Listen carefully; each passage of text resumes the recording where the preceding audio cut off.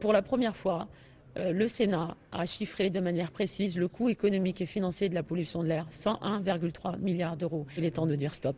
La pollution de l'air, ça suffit.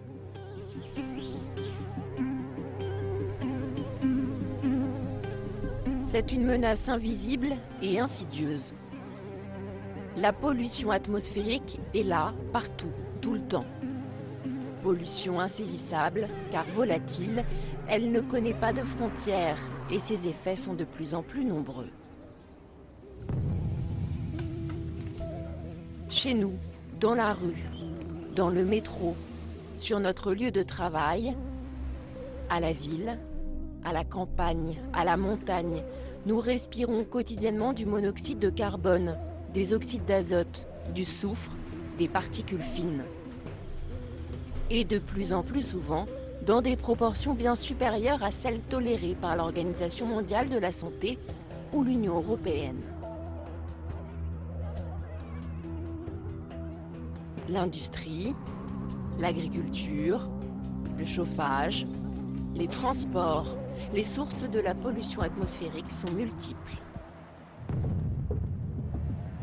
En mars 2015, la capitale s'est retrouvée coiffée d'un épais nuage de brume noire et jaunâtre. Durant une semaine, les Parisiens ont respiré un air irrespirable et dangereux pour la santé, sans que les pouvoirs publics ne réagissent.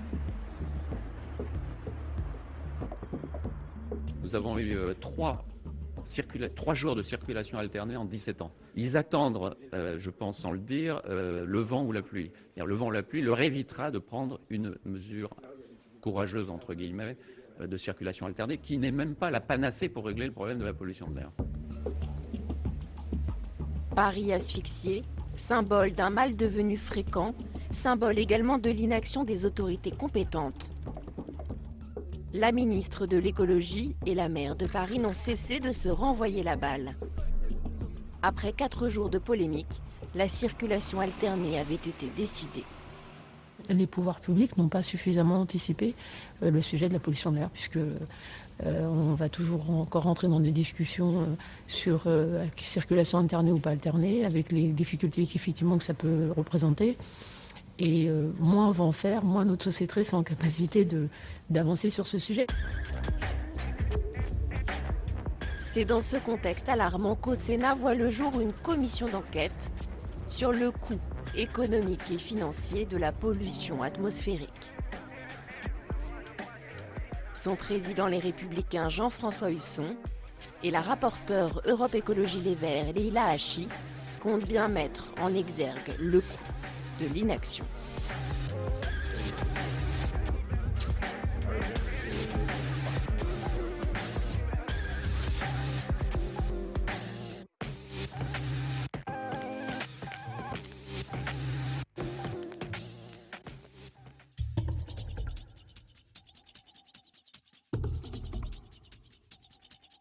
Les études scientifiques sont unanimes et l'Organisation mondiale de la santé le rappelle régulièrement. La pollution de l'air est le principal risque environnemental pour la santé dans le monde. Plus de 80% des Européens seraient exposés à des niveaux de particules supérieurs à ceux préconisés pour la qualité de l'air émis par l'Organisation mondiale de la santé.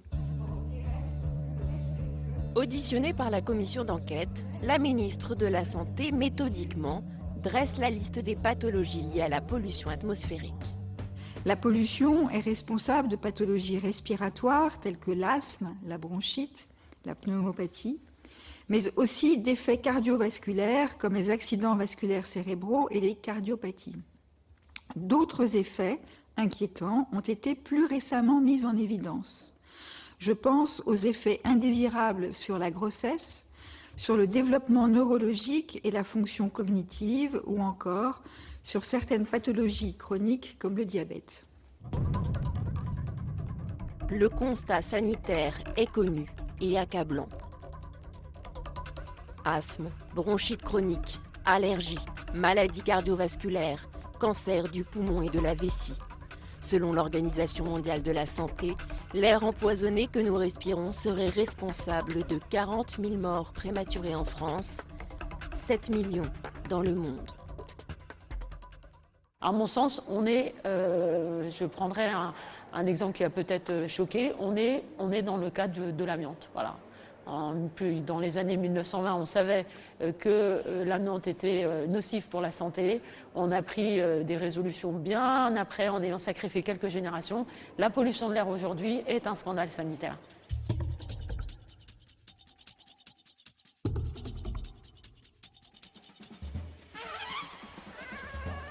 Mais le constat sanitaire ne suffit pas à faire bouger les lignes. La commission d'enquête du Sénat va donc s'attaquer au portefeuille de l'État et du contribuable pour réveiller les consciences. Pour la première fois, les sénateurs vont chiffrer les coûts sanitaires et économiques de la pollution de l'air. Il faut pouvoir traduire, comme on dit, monétariser le sujet. Et tant qu'on reste parfois sur du conceptuel ou sur une approche sanitaire, notamment les personnes en bonne santé, souvent elles pensent que ça n'arrive qu'aux autres. Quand vous commencez à quantifier en monnaie sonnante très trébuchante et aujourd'hui en milliards d'euros les choses, vous provoquez, je l'espère et nous le souhaitons, une réaction et un regard et une mise en œuvre d'actions nouvelles. L'aspect sanitaire d'une question donnée, et particulièrement sur la pollution de l'air, où l'aspect environnemental peine à avancer tout de même dans notre pays. Et l'intérêt justement de cette commission qui porte sur le coût économique et le coût financier, c'est de démontrer que l'aberration sanitaire est également une aberration économique. Car bien souvent, la pollution atmosphérique a des conséquences insoupçonnées. Comme le surcoût engendré par la dégradation des bâtiments, qui ont tendance à noircir plus vite. Le dernier ravalement du Panthéon a coûté 900 000 €, 10 fois plus cher que prévu initialement. Autre exemple, sur les 15 dernières années, le rendement du blé en Île-de-France a été réduit en moyenne d'environ 10% à cause de la pollution à l'ozone. Le 19 mars 2015, le duo d'investigateurs démarre ses auditions au Sénat. Ironie du sort, ce même jour, Paris, durant quelques heures, est devenue la capitale la plus polluée au monde.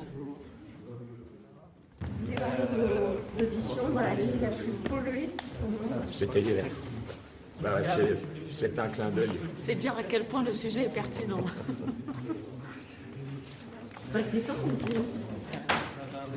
C'est inquiétant, en même temps, il faut qu'on soit optimiste. Voilà, on va forcément trouver des solutions. Il faut toujours rester optimiste et positif. C'est d'ailleurs le sens de la commission. Je ne suis pas sûr que ce soit inquiétant, ça participe de ce qu'on disait. Dresser un état des lieux, regarder les choses de manière objective. Mais il faut relativiser, hein. C'était hier, ce n'est pas des niveaux exceptionnellement dangereux ni excessifs, mais il ne faut pas être dans le déni. Voilà. Je ne partage pas totalement cette analyse. Il n'y avait pas de seuil d'alerte. Oui, non, mais enfin, le cas d'hier est assez symptomatique d'une situation qui est quand même assez malsaine d'un point de vue sanitaire. Maintenant, je pense qu'effectivement, il faut qu'on soit optimiste, et vraiment le sens de la commission, c'est qu'ensemble, on réfléchisse pour apporter des solutions pérennes. Apporter des solutions pérennes face à une situation de plus en plus préoccupante. D'ici une vingtaine d'années, un Français sur deux souffrira d'allergies chroniques et handicapantes qui nécessiteront des traitements fort coûteux. Mais comment en est-on arrivé là ?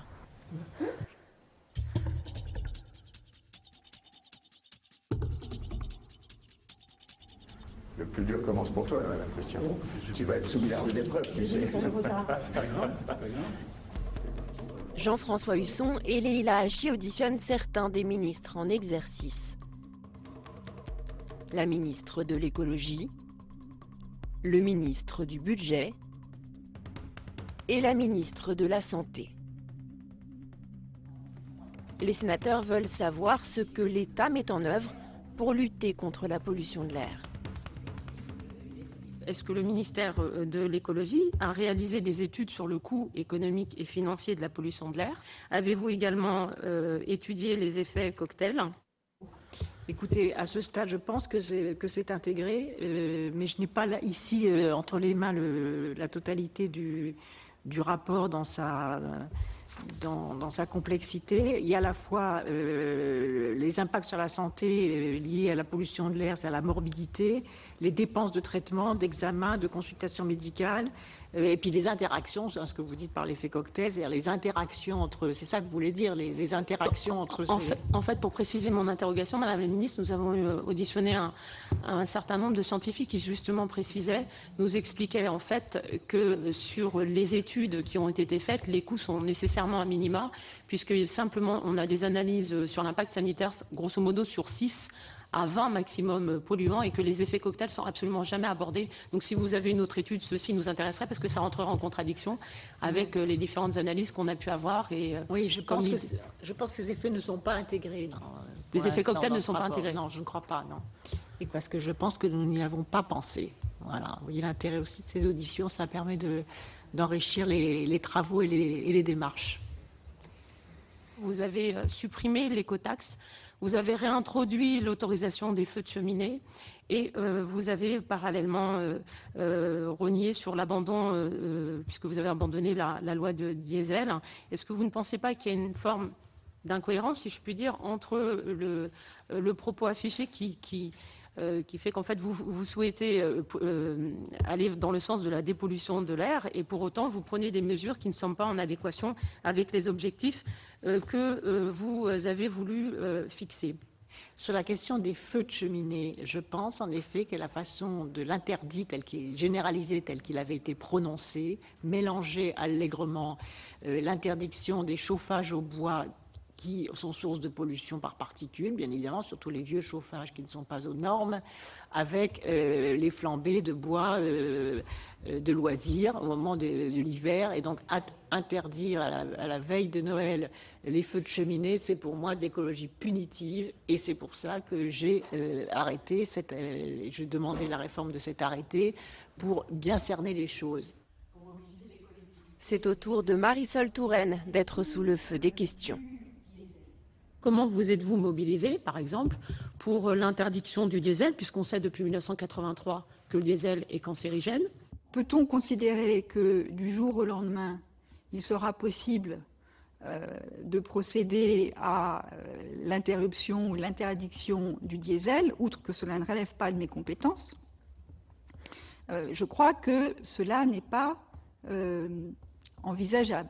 Excusez-moi de vous interrompre, Madame la Ministre. On sait depuis 1983 que le diesel est cancérigène, ça fait plus de 32 ans. Il ne s'agit pas d'assurer une transition du jour au lendemain. Est-ce que justement on n'a pas été déficient pour justement anticiper le problème du diesel? C'est constamment la réponse qui nous est faite. Et je ne vous cache pas qu'à titre personnel, ça commence à être un petit peu agaçant. J'entends vos propos, Madame la rapporteure. Je vous répondrai ceci. Je suis ministre depuis 3 ans et non pas depuis 32 ans.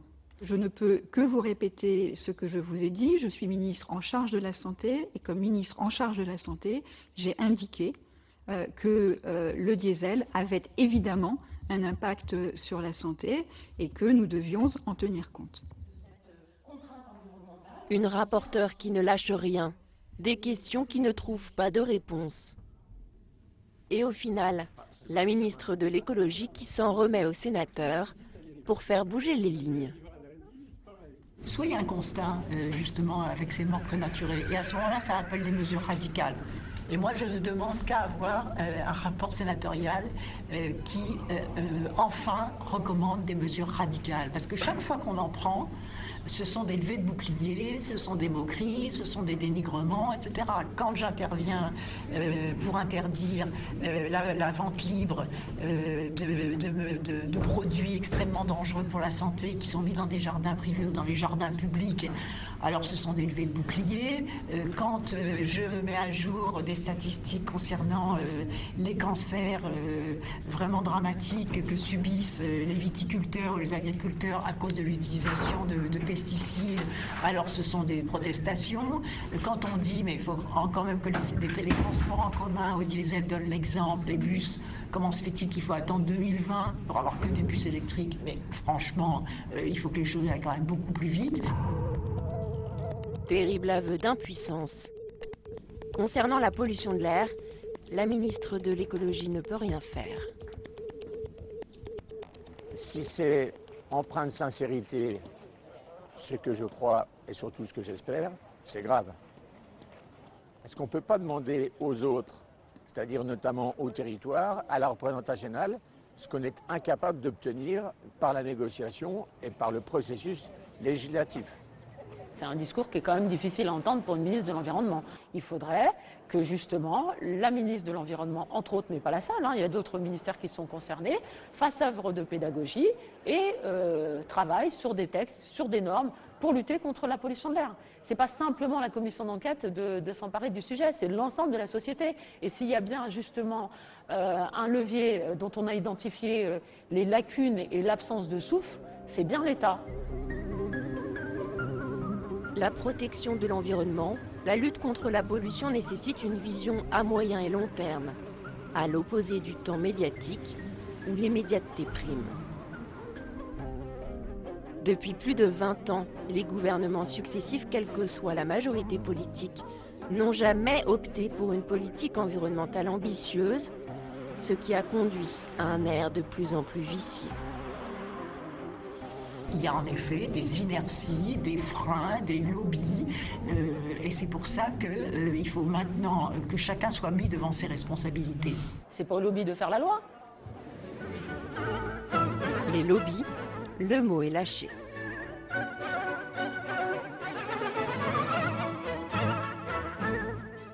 On estime que le secteur pétrolier réunit en France près de 200 000 emplois et plus de 350 000 emplois avec la pétrochimie et la chimie.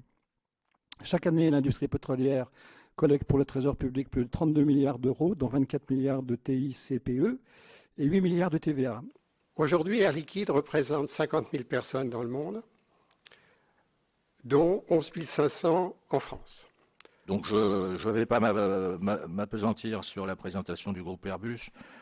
Simplement, je dirais qu'il est utile de rappeler quand même que c'est une activité industrielle très importante pour la France, qu'elle représente un chiffre d'affaires et surtout une contribution à l'équilibre commercial, à l'équilibre de la balance extérieure, à une hauteur de 23 milliards actuellement. Aujourd'hui, Monsanto est une société qui se consacre à 100% à l'agriculture, qui a 600 personnes en France, et ces 600 personnes travaillent sur 11 sites en France. Stratégique capitaine d'industrie. Face aux sénateurs, les représentants de la chimie, de l'automobile, de l'énergie, de l'aéronautique, de l'agriculture, commencent systématiquement par mettre en avant le poids économique de leur entreprise. Quand on auditionne un certain nombre d'industriels et de pollueurs, ils nous mettent d'ailleurs souvent en avant, ils commencent souvent leurs propos par le chiffre d'affaires et le nombre d'emplois, vraiment pour bien justement planter le décor et de dire à demi-mot, voilà ce qu'on pèse en termes d'emploi, etc. Mais c'est pas comme ça qu'il faut raisonner, puisque de toute manière, c'est effectivement, ils en tirent un bénéfice économique, eux, directement. La pollution, elle a un coût. C'est le contribuable, c'est le malade, c'est le consommateur en bout de chaîne qui le paye. De toute manière, la pollution de l'air, particulièrement à un coût économique et financier, et si on n'y prend pas garde, c'est aussi une aberration économique. Et la commission d'enquête va s'intéresser de près à une exception française, le diesel. La France, un pays dieselisé. Plus de 60% du parc automobile en circulation et plus de 65% des nouvelles immatriculations concernent les véhicules diesel. À titre de comparaison, seuls 2,5% des véhicules américains sont des diesels, à peine 1% en Chine. Depuis 30 ans, ce carburant bénéficie de généreuses subventions publiques. Les constructeurs nationaux ont fait du diesel une spécialité reconnue au niveau mondial. Le diesel, s'il émet moins de CO2 que son homologue à essence, produit d'importantes quantités de particules fines et ultra fines cancérigènes qui pénètrent en profondeur dans nos poumons.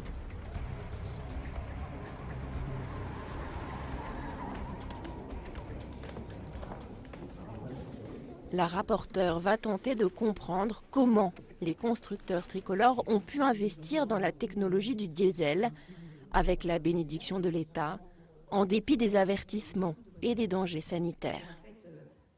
En 2013, vous avez un emprunt de l'État, 90 millions d'euros, c'est pas rien. 90 millions, vous le fléchez sur un moteur hybride diesel. Répondez à cette question. Pourquoi ? Pourquoi vous persistez dans le diesel ? Alors même que vous savez qu'il est cancérigène. Je vous rappelle, depuis janvier 2011, il n'y a plus de problème de particules sur les diesels.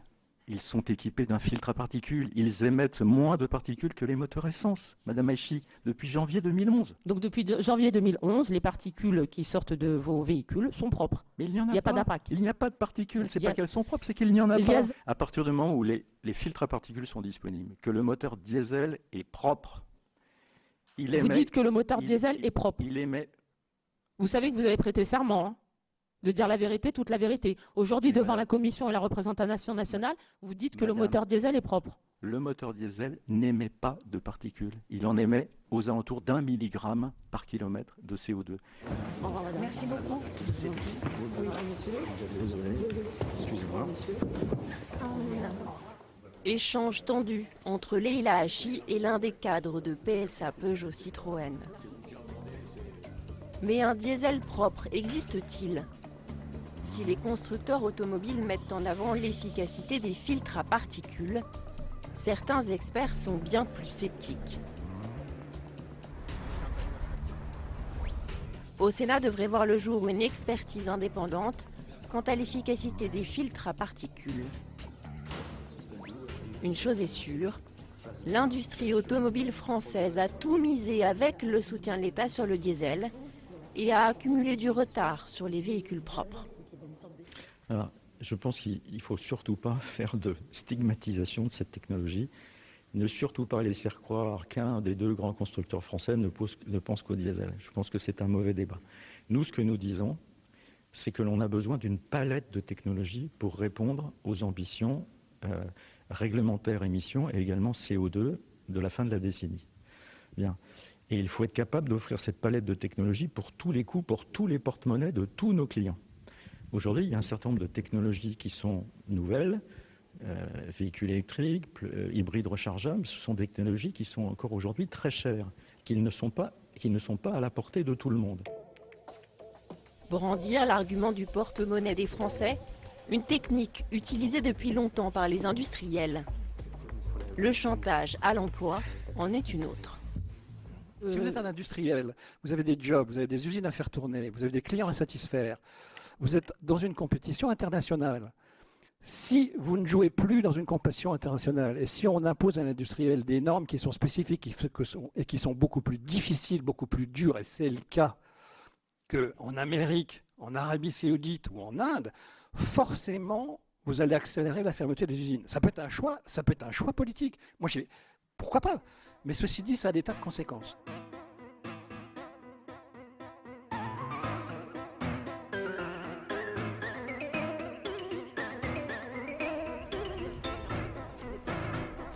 Après 4 mois de travail, plus de 80 auditions, la commission d'enquête rend son rapport adopté à l'unanimité par ses membres.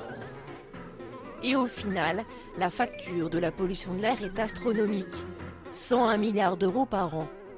Le coût sanitaire représente à lui seul 97 milliards d'euros.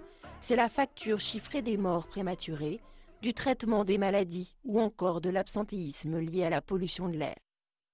Plus étonnant, l'impact non sanitaire est évalué à 4 milliards d'euros, ce qui inclut l'érosion des bâtiments, la baisse des rendements agricoles ou encore le coût de la prévention. Pour le président Jean-François Husson, il est temps de passer à l'action. Une chose est certaine, c'est que ça provoque, et je l'espère en tous les cas, la nécessité de réagir et surtout d'agir. Aujourd'hui, il faut être lucide, on a un constat, on est devant des vérités, et devant cette vérité, il va falloir faire preuve de courage. Le jour même, à la sortie du Conseil des ministres, Ségolène Royal semble avoir reçu le message. La semaine prochaine, je vais rendre publiques les décisions que l'État va prendre et il ne faut plus que les gens rouspètent, que les gens disent c'est pas le moment, que les gens disent on verra demain. Des décisions extrêmement fermes vont être prises sur la base de ce rapport dont je salue la qualité. L'une des propositions phares du rapport concerne l'alignement progressif d'ici à 2020 de la fiscalité de l'essence et du diesel. Mais sur ce point, 24 heures à peine après la publication des propositions sénatoriales, la réponse de la ministre est sans appel. Aligner la fiscalité du diesel sur celle de l'essence d'ici 2020, ça vous l'excluez ? Oui, pour l'instant, parce que je pense qu'il y a une saturation de taxes et que l'écologie ne doit pas être traduite uniquement par des taxes, sinon les gens ils n'ont pas envie d'agir. Pour les sénateurs, c'est la douche froide. Dans les couloirs du Sénat, la rapporteure de la commission d'enquête ne décolère pas. Cette position de Madame Royal, pour moi, relève de la démagogie.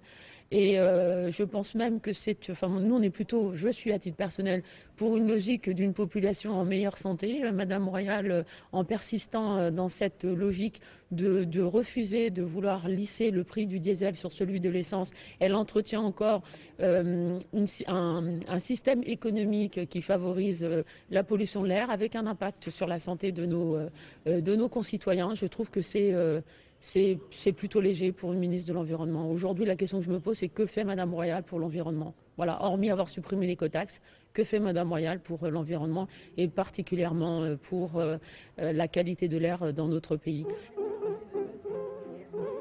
Ségolène Royal souhaite que désormais les collectivités locales s'emparent du sujet. Mais c'est au gouvernement d'impulser une dynamique d'alternatives non polluantes. À l'approche de la conférence climat, la balle est dans le camp des pouvoirs publics.